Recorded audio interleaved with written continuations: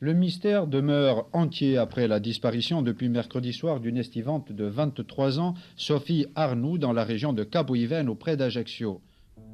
Sophie Arnoux, originaire du pays de Montbéliard, disparaît subitement le 4 septembre 1985, en plein maquis corse. Les recherches resteront vaines, les pistes sans issue. Pour ses parents, Josette et Jacques, un long combat commence.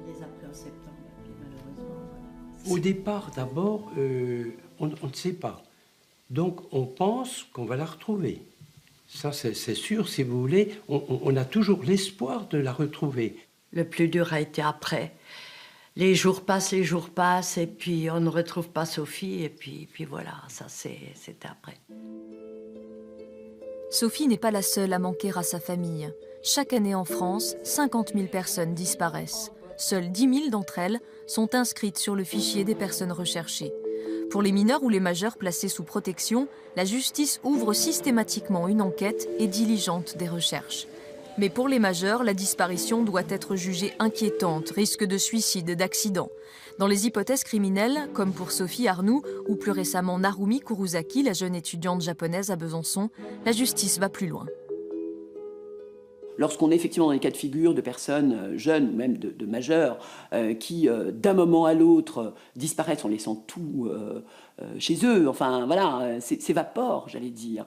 Là, on peut retrouver avec des proches très inquiets. Là, on peut effectivement ouvrir ensuite une information judiciaire pour que les investigations se poursuivent sur un plus long terme. Quand l'enquête s'essouffle, les parents ne désarment pas.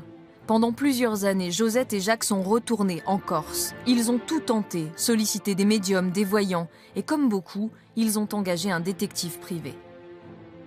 C'est vrai que si on découvre des éléments intéressants ou importants, une piste quelconque qui viendrait justifier une disparition inquiétante, peut-être un meurtre, un enlèvement ou autre, eh bien évidemment, ça va être après les services administratifs qui vont prendre le relais. Ça va être la justice qui va s'en saisir.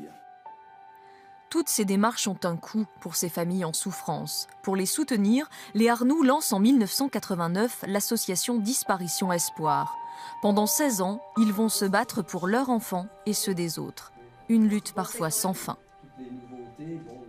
Je dirais que dans le cas des disparitions inquiétantes, la majorité des affaires ne sont pas résolues. On ne retrouve pas les personnes. C'est toujours terrible. Quand vous avez des enfants qui n'avaient aucune raison de disparaître, on ne retrouve ni les corps. Pour les familles, c'est terrible parce qu'elles ne peuvent pas faire le deuil. Et puis parce que nous, on est là effectivement pour les aider à cela, en tout cas, pour savoir ce qui s'est passé, pour leur expliquer ce qui a pu se passer. Et on est toujours extrêmement frustrés, évidemment, lorsque ce type d'enquête n'aboutit pas. Ça pèse quand même sur vos épaules, hein, parce que c'est vrai que tous les jours, Sophie, on se réveille la nuit, hein, qu'est-ce qu'elle fait? Est-ce qu'elle est décédée? C'est ça, c'est le fait de ne pas savoir. On me dirait, elle est décédée, c'est terrible à dire, je me dirais, enfin, voilà. 32 ans après, la douleur est un peu plus discrète. L'espoir demeure, mais Josette et Jacques ont laissé la vie reprendre le dessus. Je ne peux même pas vous dire comment tient le coup, c'est comme ça. Je pense que entre nous, il y a beaucoup de compréhension et de l'amour. Et puis l'amour de nos enfants.